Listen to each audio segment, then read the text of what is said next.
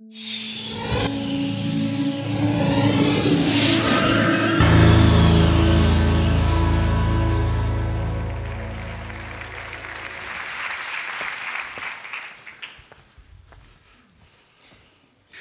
grandi là, à Beyrouth, Liban, pendant la guerre civile. Nous n'avions pas d'électricité, nous ne pouvions pas communiquer au-delà du pâté de maison et nous ne savions surtout pas de quoi demain serait fait. Tout ça ne me prédisposait pas à faire ce que je fais depuis 25 ans, c'est-à-dire prédire le futur, qui plus est des technologies, qui plus est de communication. Mais grandir au milieu d'une guerre civile, ça vous apprend une chose, qui est de savoir vivre avec l'incertitude. Et l'incertitude, c'est vachement utile quand on fait de l'innovation radicale. L'innovation radicale, c'est quoi? Quand Apple fait un iPhone, il fait bêtement de l'innovation. C'est-à-dire qu'il fait en beaucoup mieux quelque chose qui existe déjà, quelque chose qui est utile, utilisable et utilisé. Mais quand Apple fait l'Apple I en 1976, il fait quelque chose qui n'existe pas du tout, une nouvelle catégorie, c'est-à-dire un appareil qui marche à peine, qui est très compliqué à utiliser, dont on ne sait pas qui peut en vouloir, ni à quoi ça peut servir, ni même si ça peut gagner de l'argent. Voilà, moi ce que j'aime, c'est ça, c'est les choses quand elles commencent, quand on sait que tout reste à inventer, ou comme dans la chanson de Brel, on sait qu'on n'est pas le suivant. C'est comme ça que, depuis 25 ans, je suis devenu un pionnier professionnel. J'aime bien ce terme, parce qu'il est assez ringard. Tout a commencé en septembre 1983, par là. Je faisais des études de sémiologie, rien à voir avec la technologie. Et puis, il me fallait prendre un cours supplémentaire, et j'ai pris par hasard ce qui se présentait, et c'était un cours de télématique. Et là, c'était les tout premiers jours du Minitel, et soudain, ma vie a basculé, comme on dit dans Paris Match. J'ai découvert deux choses. La première, c'est qu'on pouvait connecter autre chose qu'un téléphone à un réseau, ce qui me paraissait incroyable à l'époque. Et aussi de découvrir l'ivresse d'arriver le premier sur un terrain où tout reste à inventer, sur un terrain vierge. Et en fait, être pionnier, c'est une situation paradoxale, un mélange de courage et de lâcheté. Le courage d'oser ou de vouloir faire ce que personne n'a fait avant, et aussi la lâcheté de vouloir jouer dans une cour où il n'y a pas grand monde, où forcément on se sent très fort parce qu'il n'y a personne d'autre. Le 8 juin 1994, je m'en souviens parce que c'était mon anniversaire, j'ai créé FranceNet, qui était la première boîte d'Internet en France. C'était une idée un peu suicidaire à l'époque, parce qu'en France, pas grand monde n'avait d'ordinateur, encore moins un modem qui permettrait de connecter cet ordinateur à un réseau, ni même les logiciels. Mais quand bien même, les gens avaient et l'ordinateur, et le modem, et les logiciels, ça marchait qu'une fois sur deux, et quand bien même ça marchait, ben ça servait à rien, parce qu'il y avait sur l'Internet pas grand-chose d'utile pour le commun des mortels. On ne pouvait même pas envoyer un email parce qu'on ne connaissait personne qui avait une adresse email. On ne recevait même pas de spam, c'était un grand vide. On a du mal aujourd'hui à s'imaginer l'Internet comme ayant été quelque chose de parfaitement vide et de parfaitement inutile. On a du mal à imaginer le passé de l'Internet. Mais on a aussi du mal à imaginer le futur de l'Internet. On a une espèce de propension à imaginer qu'on est arrivé à une espèce de situation indépassable de la technologie, une espèce de fin de l'histoire dans laquelle on a des ordinateurs, des téléphones, des télévisions, et que forcément, demain, on aura de meilleurs téléphones, de meilleurs ordinateurs et de meilleures télévisions. Mais si on regarde comment les choses évoluent, ça se passe plutôt comme ça. Au début, les choses coûtent cher. Alors, quand on en fabrique un, on le partage avec plein de gens. Et puis, les choses deviennent moins chères, plus petites, plus commodes. Alors, on les partage avec un groupe de gens plus petits. Et puis, la miniaturisation permet de faire des choses plus petites et elles deviennent personnelles. Et enfin, on fait des économies d'échelle massives, ça devient industriel, ça se démocratise, et puis le truc devient massif. Mais est-ce que ça s'arrête là? Est-ce que jusque-là, on a une espèce de progression logique du même objet qui devient de plus en plus petit, de plus en plus démocratique?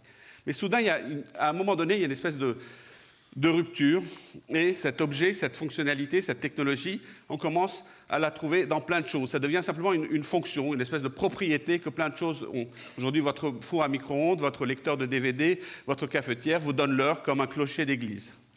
La même chose s'est passée pour la musique, qui est passée de salles qui étaient dédiées à des appareils qui étaient dédiés, d'abord collectifs, puis individuels, à juste une applicationnette qui, parmi tant d'autres, habite dans un certain nombre d'appareils.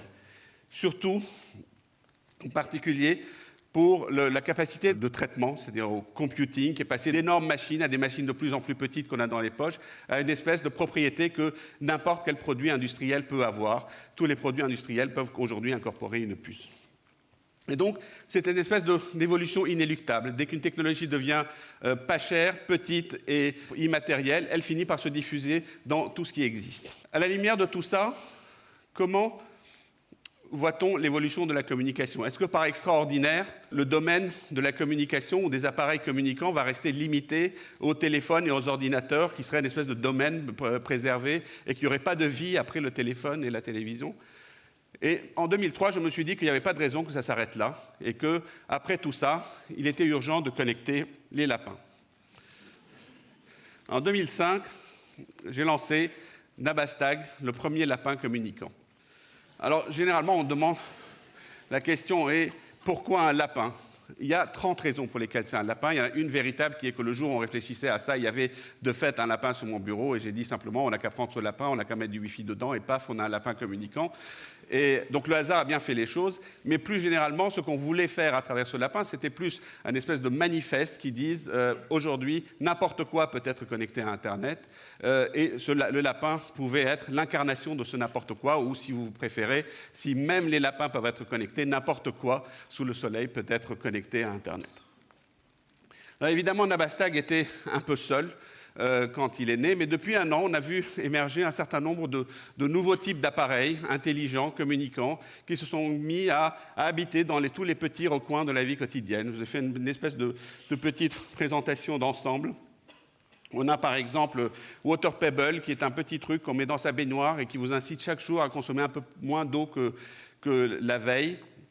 Wateco et AlertMe sont des appareils qui mesurent votre consommation d'énergie et vous incitent évidemment à en consommer moins. GlowCaps est un pilulier communicant qui rappelle à la personne âgée qu'il est temps de prendre son médicament et si elle ne le fait pas, il prévient le médecin ou la famille. Green Goose se fixe à votre vélo et chaque fois que vous préférez votre vélo à votre voiture, il prend l'équivalent du coût du carburant que vous avez économisé, il le passe de votre compte sur votre compte d'épargne pour que vous puissiez matérialiser l'économie qui a été réalisée. SniffTag s'accroche au collier de votre chien et comme ça vous pouvez voir quel est son niveau d'activité dans la journée, quelles sont ses fréquentations et quel est son réseau social. Botanicals se plante dans votre plante verte et chaque fois qu'elle a besoin de boire, chaque fois qu'elle a besoin d'être arrosée, elle envoie un tweet en disant « j'ai soif ». Et pour la cible des personnes mourues, il y a Rosetta Stone, la pierre tombale communicante, qui envoie votre bio sur le téléphone portable des passants. Donc comme ça, vous n'êtes plus simplement limité à votre nom et 2 dates, vous avez quand même un peu plus d'épaisseur dans l'au-delà.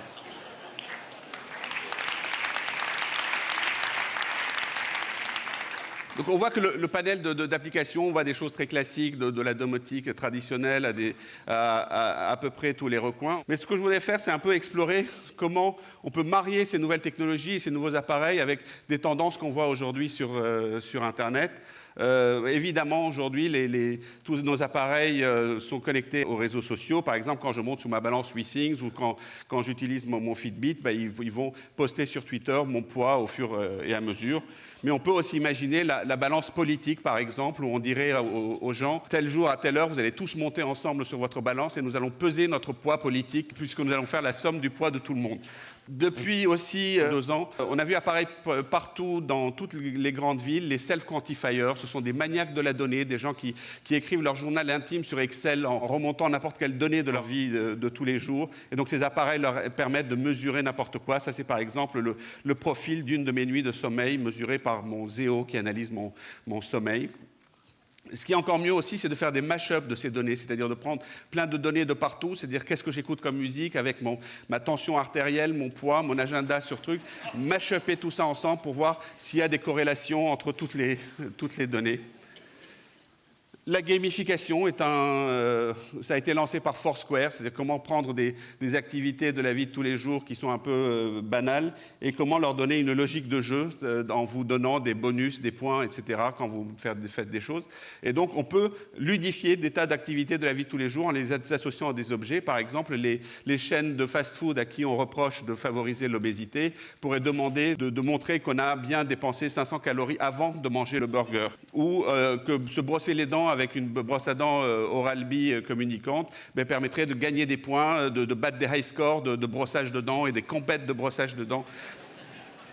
Le physiological computing, comme son nom l'indique, consiste à mesurer toutes sortes de données sur le corps et son comportement. Évidemment, c'est pour des applications surtout médicales, mais on peut par exemple les croiser avec du poker où chaque joueur serait obligé d'afficher en même temps ses battements cardiaques. Et donc, non seulement vous devriez avoir l'air impassible, mais aussi maîtriser votre battement cardiaque pour ne pas montrer vos émotions à vos adversaires. Bon, évidemment, tout ça, je n'y crois pas forcément.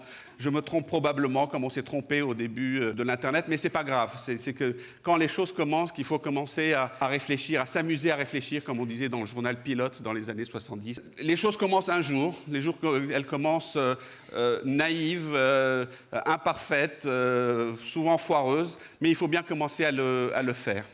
Donc je voudrais vous laisser avec cette image qui est très mauvaise, encore plus mauvaise en grand, mais je n'ai pas pu trouver mieux. C'est une scène de la dernière croisade d'Indiana Jones.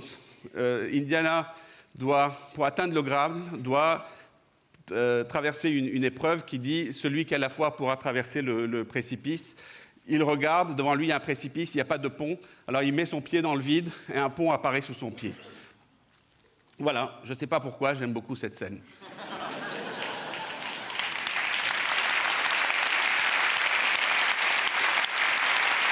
Merci.